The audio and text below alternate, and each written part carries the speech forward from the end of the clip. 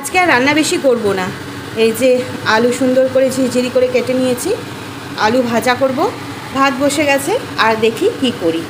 এই তো মানে সকাল শুরু হয়ে গেল। এরকম আলু ভাজা খেতে কিন্তু খুব ভালো লাগে, আর আমার হচ্ছে আলু ভাজা ফেভারিট, আমার ছেলেরও তাই।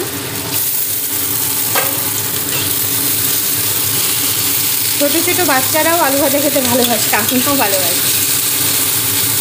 তো শুরু হয়ে গেল দিন আজকের মতো। একদম স্কুলের জন্য রেডি হয়ে গেছি, এবার বেরিয়ে যাব। হচ্ছে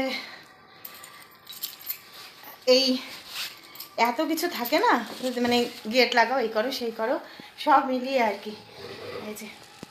এই যে সোনা শুয়ে আছে, এবার আমি স্কুলের জন্য রওনা দিচ্ছি। স্কুলে জি বাংলার দাদাগিরি সেট এসছে। স্কুলে স্কুলে দাদাগিরি কম্পিটিশনটা হবে মেয়েদের মধ্যে। তো মেয়েদের তো ডেকেইছে, আবার টিচারদেরকেও যাওয়ার জন্য ওরা রিকোয়েস্ট করেছে। তো আমরা সেখানে যাওয়ার জন্য রেডি হচ্ছি মেয়েদেরকে, কারণ ওরা একা কন্ট্রোল করতে পারবে না আর কি, ম্যাডামরা ছাড়া মেয়েদেরকে কিন্তু কন্ট্রোল করা যায় না। এই সেট বসে গেছে দেখো দাদাগিরি জি বাংলার। তো মেয়েরাও ভীষণ আনন্দিত, আমরাও খুব আনন্দিত, কারণ এই ধরনের অনুষ্ঠান স্কুলে যে আয়োজন করা হয়েছে তার জন্য আমাদের বিদ্যালয়ের তরফ থেকে জি বাংলাকে অসংখ্য ধন্যবাদ জানাই। তা এর খণ্ড খণ্ড কিছু অংশ তোমাদের সাথে শেয়ার করছি, দেখে নাও।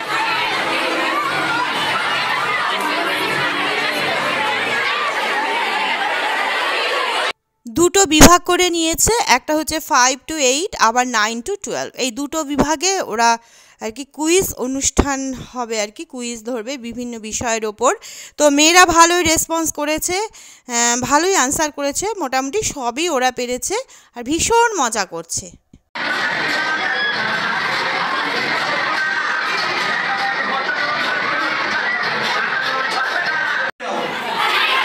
যেখানে আছো ওখানে দাঁড়িয়ে বা বসে আমি থাকো, এখন কেউ কথা বলো না।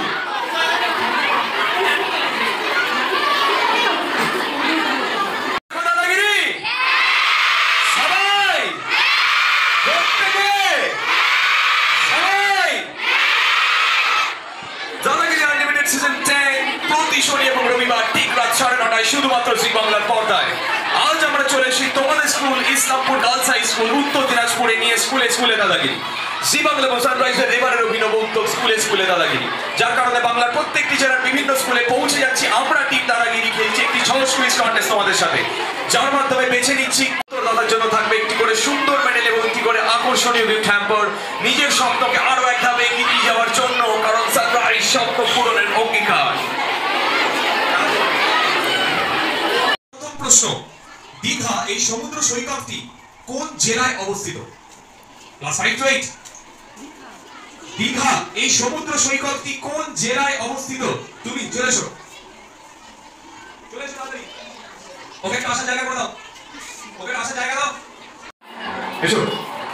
কি নাম তোমার? আবৃত্তি কোন ক্লাসে পড়ো? ক্লাস 8। আচ্ছা, কি উত্তর বলো? পশ্চিমবঙ্গে তো অবস্থিত, ঠিক আছে, বাট কোন জেলা তুমি? শিওর? গেস করলে না জানতে? জানতে? একদম সঠিক উত্তর। তুমি সরাসরি চলে যাও আমাদের সানরাইজ হয়ে।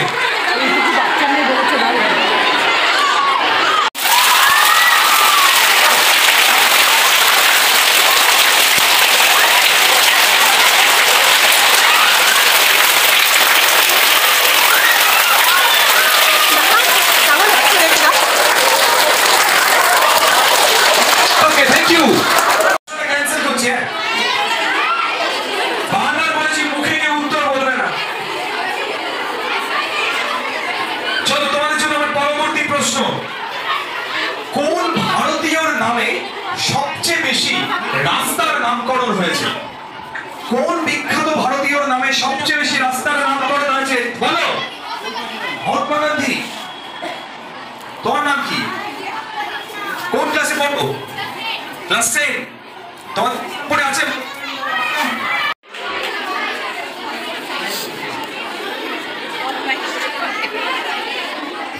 তোমাদের জন্য আজকের স্কুলে স্কুলে দাদাগিরির আমার পরবর্তী প্রশ্ন। সম্প্রতি একটা বায়োপিক বায়োপিক মানে তোমরা জানো নিশ্চয়ই, মানে কোনো একজন মানুষের জীবনের উপরে যখন কোনো সিনেমা তৈরি হয় তাকে বলে বায়োপিক, তাই তো? আচ্ছা, সম্প্রতি বলো কি উত্তর? আচ্ছা, সম্প্রতি একটা সিনেমা রিলিজ করেছে, সেই সিনেমাটির নাম হচ্ছে 800। আমাকে বলতে হবে এই 800 যে বায়োপিকটি, এটি কার জীবনীর ওপরে তৈরি? 800। আচ্ছা, আমি দুটো হাত দেখতে পেয়েছি, তোমরা কি হাত তুলেছো পেছনে? ওনা সাপোর্ট দিয়ে দাঁড়িয়ে আছে, একটাই হাত দেখছি। বলো পুরো নামটা কি? বলো বলো বলো। ওকে, তুমি বলছো মুরলীধরন, মানে সে ক্রিকেটের মুরলীধরন। তোমার নাম কি? কোন ক্লাসে পড়ো? ক্লাস 12। ওনার পুরো নাম হচ্ছে মুথাইয়া মুরলীধরন, কিন্তু তাও একটা জোরে হাততালি হয়ে যাওয়ার জন্য ব্রিলিয়ান্ট ডান্সার মুরলীধরন। তুমি সরাসরি চলে যাও আমাদের সানরাইজ জোনে। চলো ক্লাস 9 to 12, তোমাদের জন্য আমার পরবর্তী প্রশ্ন, ভালো করে শুনবে, ইন্টারেস্টিং প্রশ্ন। ফেলুদা কাহিনী নিয়ে সত্যজিৎ রায় নিজের জীবনে। তো কমপ্লিট হয়ে গেল, এবার আর কি প্রাইজ দেওয়ার বেলা। তো ওরা যে সমস্ত হাম্পারগুলো এনেছিল সবাইকে দিয়ে দিল, আর পুরস্কার বিতরণী অনুষ্ঠান ছোট্ট করে একটা হলো। যারা যারা আর কি আনসার করতে পেরেছে তাদেরকে হাম্পারগুলো দিয়ে দিল। তো আমার হাতে ওই যে একটা, আমাকেও একটা ধরিয়ে দিয়েছিল, আমিও দিলাম। তো এই করে দিনটা বেশ ভালোই কাটলো, মজাতেই কাটলো।